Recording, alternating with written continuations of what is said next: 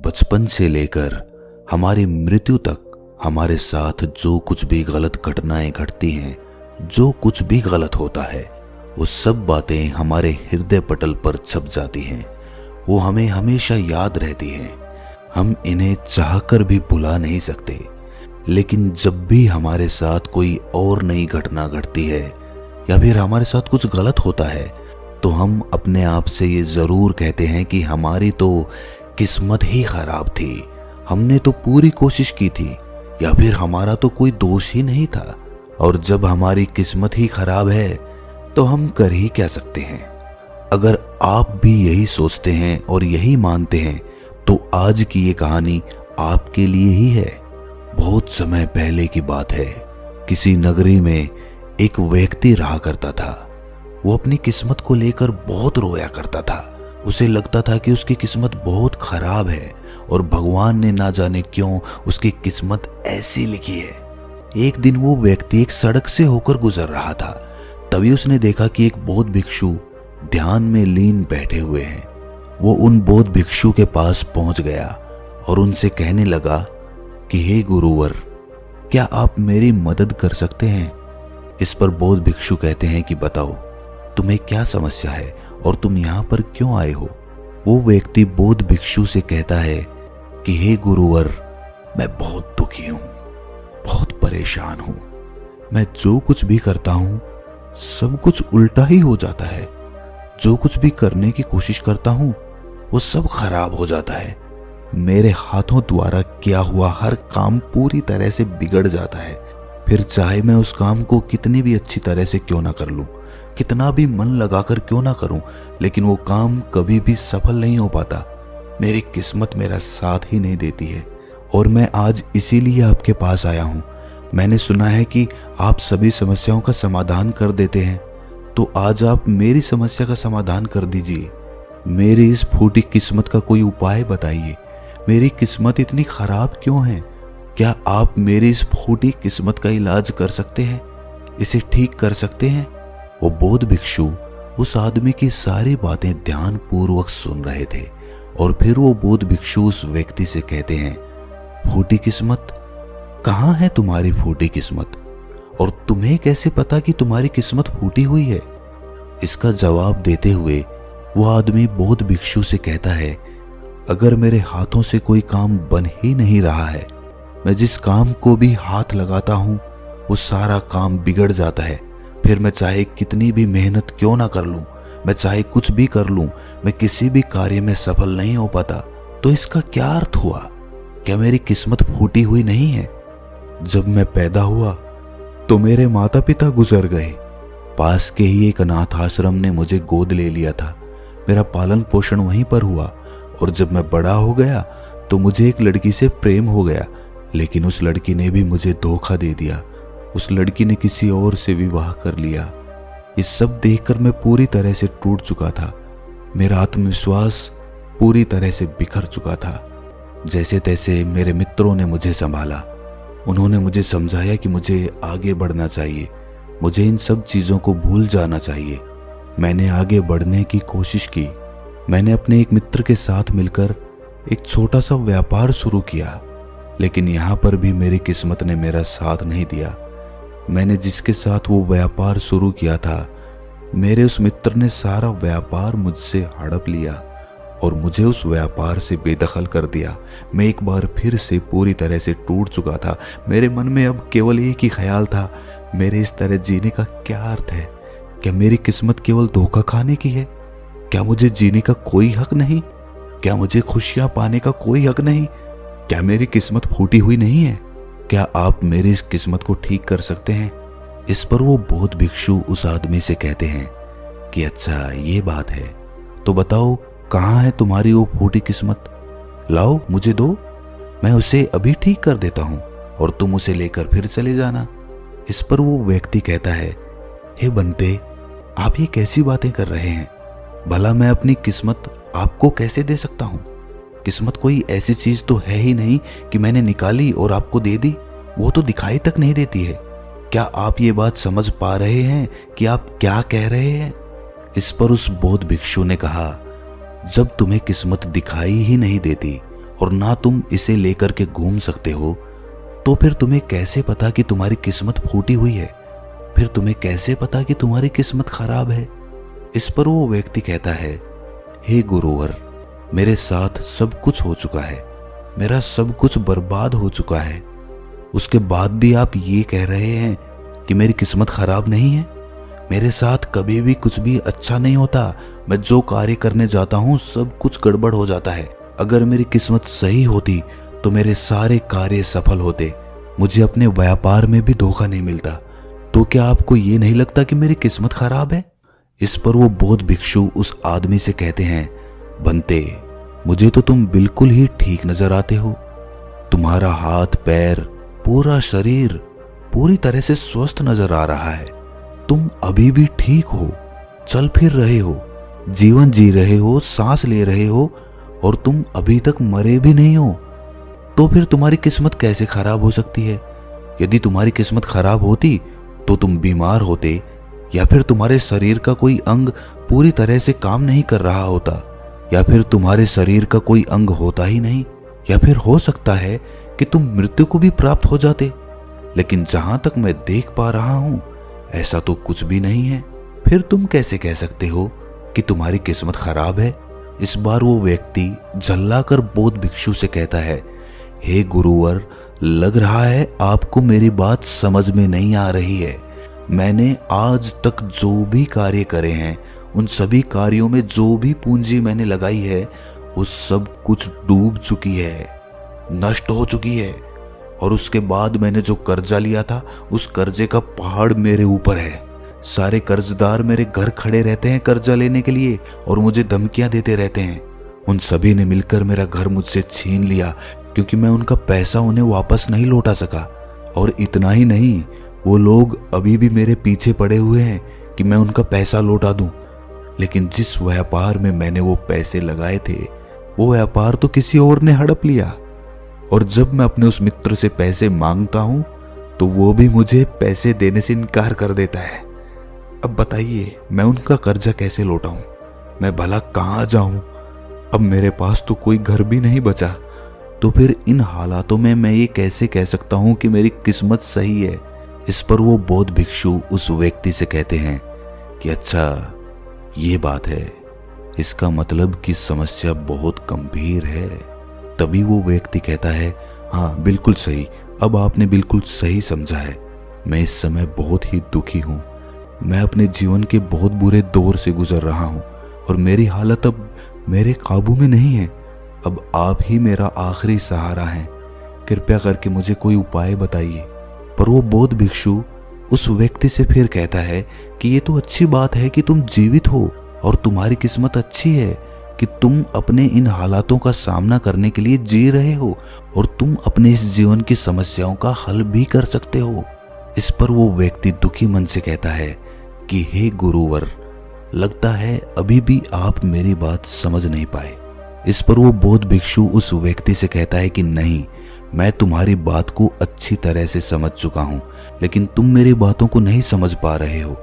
इतना कहकर वो बौद्ध भिक्षु उस व्यक्ति का हाथ पकड़कर एक नदी के किनारे ले जाते हैं और उस आदमी से कहते हैं कि बंते, इस नदी को ध्यान से देखो, तुम्हें क्या दिखाई दे रहा है? वो आदमी कहता है कि नदी जोरों से बह रही है, इसका बहाव बहुत तेज है। तब वो बौद्ध भिक्षु उस आदमी से कहते हैं कि यदि मैं किसी पेड़ का एक पत्ता इस नदी में गिरा दूं तो वो किस दिशा में बहता हुआ जाएगा? वो आदमी कहता है कि हे गुरुवर, जिस दिशा में नदी बह रही है ठीक उसी दिशा में वो पत्ता भी चला जाएगा। तब वो बौद्ध भिक्षु उस आदमी से कहते हैं कि बिल्कुल सही कहा है तुमने। अब बताओ मुझे कि इस पत्ते की किस्मत किसके हाथों में है?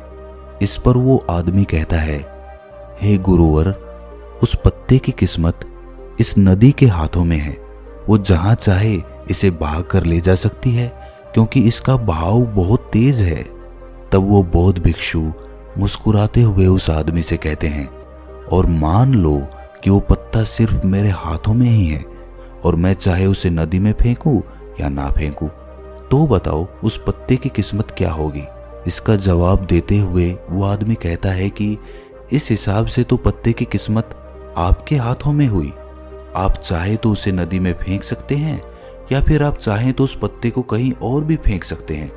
इस पर वो बौद्ध भिक्षु मुस्कुराकर उस आदमी से कहते हैं, इस पत्ते की किस्मत ना तो नदी के हाथों में है और ना ही मेरे, क्योंकि मैं चाहे कितनी भी कोशिश कर लूं, यदि एक पत्ता किसी वृक्ष से टूट चुका है तो वो आज नहीं तो कल सूख ही जाएगा। जब तक वो पत्ता किसी पेड़ से जुड़ा हुआ है तब तक उसे भोजन मिल रहा है, ऊर्जा मिल रही है, लेकिन जैसे ही वो पत्ता पेड़ से अलग हो जाता है तो उसे ये सब मिलना बंद हो जाता है। तो अब बताओ उसकी किस्मत अच्छी है या बुरी? तब वो आदमी कहता है कि हे गुरुवर, ऐसे तो उसकी किस्मत बुरी ही है, क्योंकि पेड़ पर रहने पर उसे भोजन और ऊर्जा दोनों ही मिल रहे थे।